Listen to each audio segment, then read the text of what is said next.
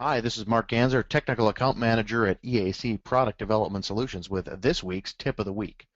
This week we're going to do a little uh, uh, overview of circular references. How are they created? What are they? Well, basically, bottom line is a circular reference can only be created between different models in the context of an assembly. It's sort of like A references B, which references C, which references A again, hence circular. So let's show you how one of these things might happen. I'm going to assemble a new component into our little assembly here. And we've got a plate here. Doesn't have any holes in it yet. It's eventually going to need holes, so let's just assemble that in. And we'll make this a nice coincident constraint. So we're going to do edge to edge here again. And we'll put this down here. And we'll add one more constraint. We'll mate this plate to its neighbor. Now with that done, I look at this gray plate and I say, you know what, that's going to need holes in it. Well, let's make that gray plate active. And what I'm going to do now is use that first part to put holes in the second part. You know, pretty common top-down design type of thing. So let's do that. And I'm going to use that first part to align my holes. So let's grab that and that.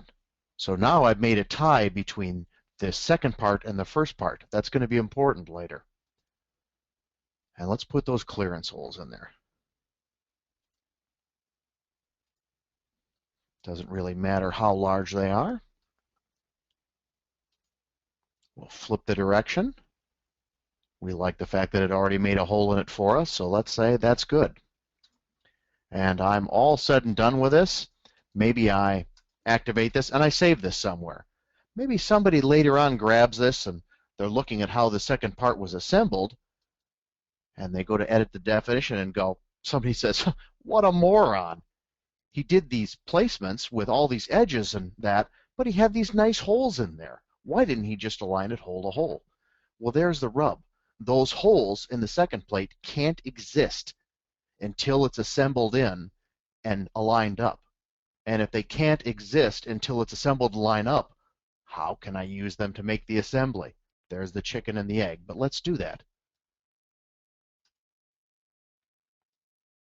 We'll get rid of everything but that one mate constraint of plate to plate, and now I'm going to add a new one. I'm going to grab this and that. Even though that hole was created after it was assembled, Creo Parametric's not going to stop me from doing that, so I say OK. When I regenerate this thing, I get a line in my message window, circular references found. And it's basically again saying, hey, how could you assemble the second part using the hole when the hole was created on that part once it was already assembled? That's the general thing you find with a circular reference. Now, it said it wrote a circular reference file. There it is right here. Let's open that up and take a look. And it's a little cryptic. It tells you where it goes, what features are involved.